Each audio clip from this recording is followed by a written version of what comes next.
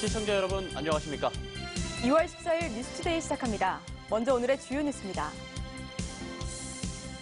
박성호 권한대행이 서울구치소를 찾아 구속된 김경수 도지사와 공무접견을 했습니다. 갑작스러운 구속에 따른 인수인계를 위한 것이라고 밝혔습니다. 진주 삼성교통 파업 사태 해결을 위해 시민소통위원회가 진주시의 대화회장에 나설 것을 제안했지만 진주시가 이를 거부했습니다. 이젠 의회가 나설 때라는 지적이 일고 있습니다.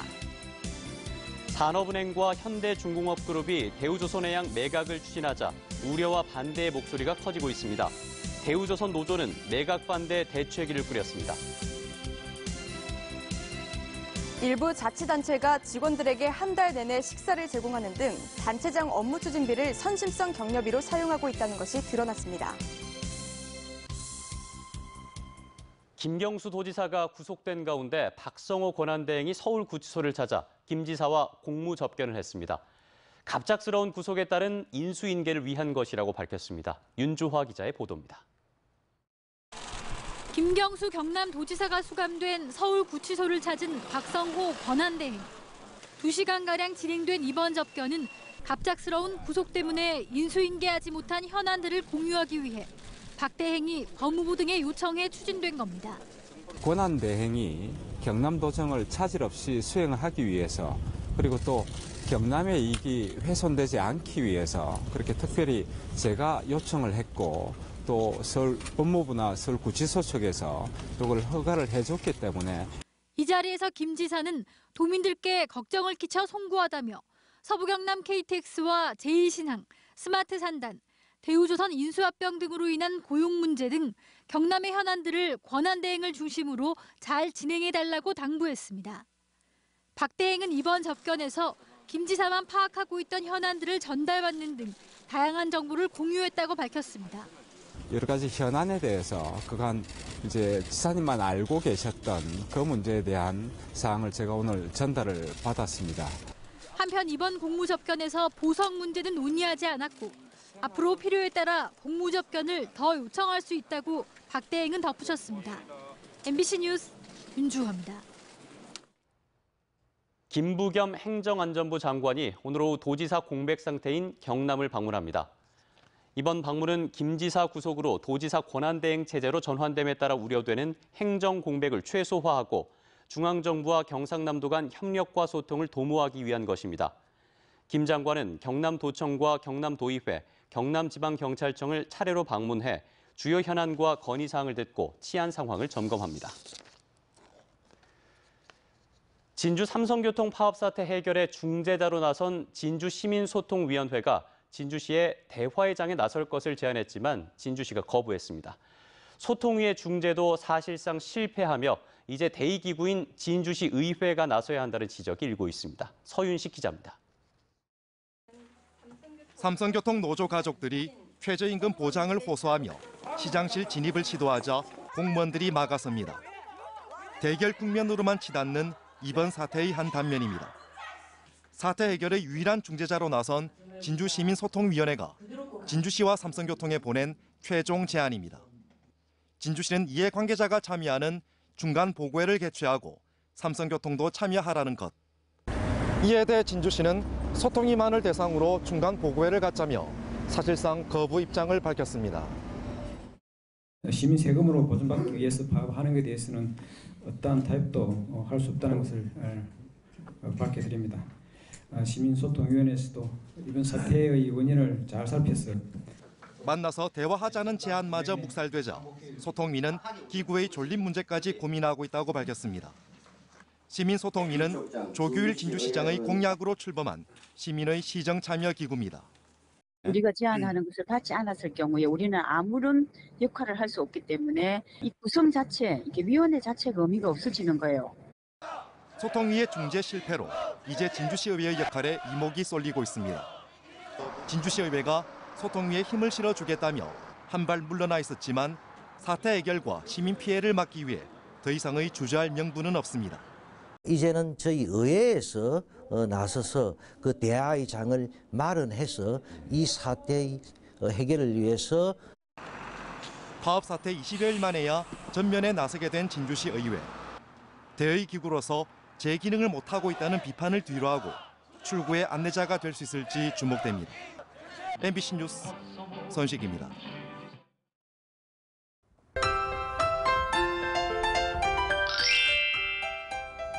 며칠째 이어지던 추위가 누그러지고 봄꽃 개화 시기가 다가오고 있습니다. 올해 봄꽃 개화 시기는 평년보다 조금 더 빠를 것으로 보이는데요. 개나리 개화 시기는 3월 12일에서 23일 사이로 예상됩니다. 진달래는 3월 15일쯤 경남 남해안 지역을 중심으로 피어날 것으로 보이는데요. 미리 개화 시기와 봄꽃 명소들을 잘 확인하셔서 나들이 계획 세우시는 것도 좋겠습니다. 한편 계속해서 건조한 날이 이어지고 있습니다. 창원과 진주, 창녕을 중심으로 건조경보가 발효 중이고요. 그 밖에 경남 지역은 건조주의보가 지속되고 있습니다. 각종 화재 사고에 유의하셔야겠습니다. 위성 영상 보시면 오늘 고기압 가장자리에 들어 구름 많은 날씨 보이겠습니다. 미세먼지 농도는 보통 수준 보이겠습니다. 자세한 지역별 날씨 살펴봅니다. 오늘 밀양 영하 2도, 김해 영하 1도, 창원 영하 1도에서 출발합니다. 낮 최고 기온은 밀양 9도, 창원 8도까지 오르면서 큰 추위는 없겠습니다. 서부 지역입니다. 거창 아침 최저 기온 영하 6도, 진주 영하 3도를 보이고 있고요. 낮 최고 기온은 대체적으로 8도 내외를 보이면서 일교차에 주의하셔야겠습니다. 바다의 물결은 최고 3m까지 높게 일겠고요. 동해남부 먼바다에는 풍랑주의보가 발효 중입니다. 주말 동안 큰 추위는 없겠습니다. 내일은 오전 한때 경남 남해안 지역에 비 소식이 있습니다. 날씨 정보였습니다.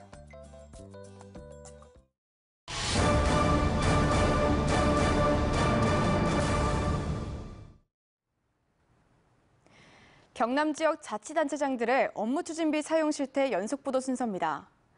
오늘은 소속 공무원에게 한 달 내내 식사를 제공하는 등 집행규칙을 위반한 선심성 격려 사례를 서창우 기자가 집중 보도하겠습니다.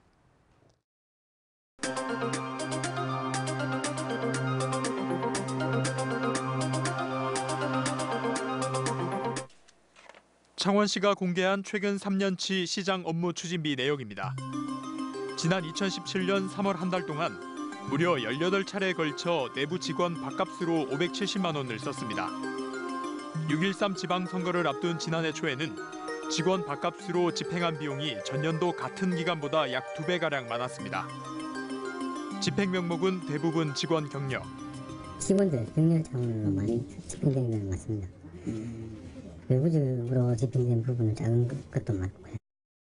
관련 규칙에 따르면 소속 직원이 야근이나 비상근무를 하는 경우에만 사용할 수 있습니다. 명백한 업무 추진비 집행규칙 위반입니다. 국민 세금으로 책정되는 업무 추진비가 공공성이 아닌 내부 직원의 결속을 다지는 쌈짓돈으로 쓰이고 있는 셈입니다. 관행화된 형태로 격려금을 지출하는 것은 시민들이 보기에는 좀 낭비라고 볼 수 있는 면은 많이 있는 것 같고요. 위반 사례는 더 있습니다. 양산시는 도민체전 선수들에게 50만 원 이상의 격려금을 지급하면서 증빙 서류조차 작성하지 않은 것으로 드러났습니다. 홍준표 전 도지사는 억대의 업무 추진비를 쓰는 단체장들에게까지 10만 원대 명절 선물을 챙기다 부적절 논란이 일기도 했습니다. 제가 그때 안 있어봐서 잘은 모르겠지만 필요에 따라서 하는 거 아니겠습니까? 뚜렷한 규정 없이 무분별하게 사용되는 업무 추진비. 사용 기준을 명확히 할 수 있도록 조례로 제정하는 등 대책 마련이 뒤따라야 할 것으로 보입니다. MBC 뉴스 서창우입니다.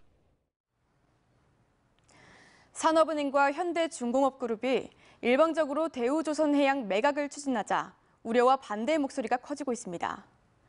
대우조선노조는 매각 반대 대책위를 출범시키고 대규모 상경투쟁을 예고했습니다. 부정석 기자입니다. 현대중공업이 대우조선해양 인수보자로 확정됐습니다. 삼성중공업이 매각의 최종 불참 의사를 통보했기 때문입니다. 매각 발표 14일 만입니다. 대우조선해양의 주인 찾기와 조선산업 재편을 동시에 추진하게 되었습니다. 산업은행이 대우조선해양의 매각을 일방적으로 서두르면서 지역에선 우려와 반대의 목소리가 터져나오고 있습니다. 우선 대우조선 노조는 이번 매각이 현대중공업 그룹 밀어주기 특혜라고 규정하고 매각 반대 대책위를 구성했습니다. 또 동종업체 매각 반대와 노조 참여 보장 등 3대 목표, 5대 기본 방침을 마련했습니다. 복가전 문제가 상당히 심각한 문제이긴 합니다, 솔직히. 이게 싹쓸이하는 건 어째 보면 현재 중공업의 지분을 늘려주기 위한 꼼수밖에 되지 않느냐라는 판단이 좀 들어지고요. 그러면서 노조는 거제시가 중앙정부의 눈치를 보면서 소극적인 대처를 하고 있다며 지역 정치권과 시민단체가 함께하는 범시민 대책위 구성을 제안했습니다. 이보다 앞서 현대중공업 노조도 대우조선해양 인수 반대 입장을 밝혔습니다. 대우조선 노조는 오는 27일 대규모 상경투쟁을 예고하는 등 투쟁 수위를 높이고 있습니다. MBC 뉴스 구정석입니다. 겨울철 화재 사고가 잇따르는 가운데 한 초등학생이 소화기로 화재를 초기에 진화해 큰 피해를 막았습니다. 평소 학교에서 배운 화재 예방 교육이 큰 도움이 됐습니다. 신동식 기자가 보도합니다. 경남 하동군의 문화예술회관 뒤편에서 불길이 치솟습니다. 바로 옆이 화단인데다 주변에 차량이 주차돼 있어 불이 크게 번질 수도 있는 위급한 상황. 한 학생이 재빠르게 소화기를 가져와 분말을 발사해 불을 끕니다. 불을 끈 학생은 초등학교 5학년 정예현 군인데 평소 학교에서 받은 화재 예방 교육의 기억을 되살려 당황하지 않고 차분하게 대응했습니다. 일단은 여기 잔디밭인데 바람이 이쪽으로 불길래 여기 옮길 것 같아서 일단은 먼저 꺼야겠다고 생각을 했어요. 학생들은 주변에 불이 난 사실을 알리고 어른들에게 119에 신고해달라고 부탁했습니다. 소방차가 도착했을 때는 불은 이미 꺼지고 연기만 나고 있었습니다. 초등학생이 소화기로 불을 껐다는 사실에 소방관들도 대견해합니다. 근데 이번 같은 경우는 골든타임 내에 소화기 한 대로 초진이 되어서 여러 가지 늘어날 수 있는 대형 재해를 막을 수 있는 그러한 사례였습니다. 배운 대로 실천한 어린 학생의 침착한 대처가 혹시 발생했을지 모를 큰 화재와 피해를 막았습니다. MBC 뉴스 신동식입니다. 농촌 지역에 주차된 차량에서 은행 통장을 훔쳐 현금 수천만 원을 가로챈 40대가 구속됐습니다.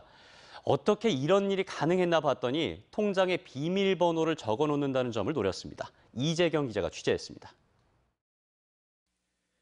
검은색 마스크와 모자를 눌러쓴 남성이 현금 인출기 부스로 들어와 돈을 찾습니다. 뒤를 잠시 살피더니 또 다른 통장을 꺼내 돈을 찾기 시작합니다. 현금 뭉치를 들고 나가려던 이 남성은 잠복해 있던 경찰에 체포됩니다. 경찰에 붙잡힌 49살 유모 씨. 같은 혐의로 구속됐다 출소한 지 2년밖에 안 돼 또 덜미가 잡힌 겁니다. 유 씨는 지난 2017년부터 최근까지 20차례에 걸쳐 이처럼 인적이 드문 농촌 지역에 주차된 차량만 골라 범행을 저질렀습니다. 훔친 통장에서 현금을 인출하는 수법으로 챙긴 돈만 5천만 원이 넘습니다. 헷갈리기 쉽고 하다 보니까 그만 적어놓고 그렇게 써왔습니다. 지금부터는 그래 안 할 겁니다. 이제. 농촌에 거주하는 노인들이 통장 안에 비밀번호를 적어놓거나 자신의 휴대전화 번호와 차량 번호 등 기억하기 쉬운 숫자를 비밀번호로 정한다는 점을 노린 건데 훔친 통장 20개 가운데 무려 18개가 이렇게 털렸습니다. 차량 안에 현금이나 가방, 통장 등을 보이도록 놓아두는 행위는 위험하다. 통장에 비밀번호를 기재해두는 행위는 절대 하지 마시도록. 경찰은 유 씨를 구속하는 한편 유사 범죄가 더 있는 것으로 보고 여죄를 수사하고 있습니다. MBC 뉴스 이재경입니다. 내구장 소식입니다. 한국전력의 따뜻한 겨울 연탄 나눔 봉사활동이 오늘 오후 2시 창녕군 창녕읍 창서마을에서 열립니다. 노인 일자리 사회활동 지원 사업 발대식이 오늘 오후 거제시 청소년 수련관에서 열릴 예정입니다. 남해군과 창원대의 관학 협력 협약식이 오늘 오전 남해군청에서 열립니다. 도시재생을 위한 대학생 서포터즈 발대식이 오늘 오후 3시 진주시청에서 개최됩니다.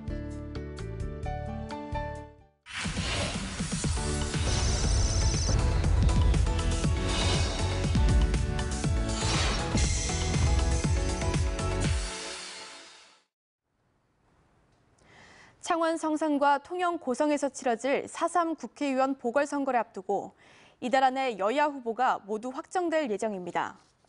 공천관리위원회 구성을 마친 자유한국당 비대위는 오는 27일 전당대회 전에 후보자를 확정하기로 했습니다. 또 공관위 구성을 앞두고 있는 더불어민주당은 이달 안으로 후보자 공천 작업을 마무리 지을 예정입니다. 창원 성사는 정의당에선 여영국 후보를, 민중당에선 손석형 후보를 이미 당 후보로 확정했으며 바른미래당은 오는 17일까지 공천 신청을 받기로 결정했습니다. 한편 선관위에 등록된 예비 후보는 창원 성산 7명, 통영 고성 10명입니다. 경상남도가 올해부터 오는 2022년까지 보건의료 분야 청사진인 중장기 보건의료 종합계획을 마련합니다.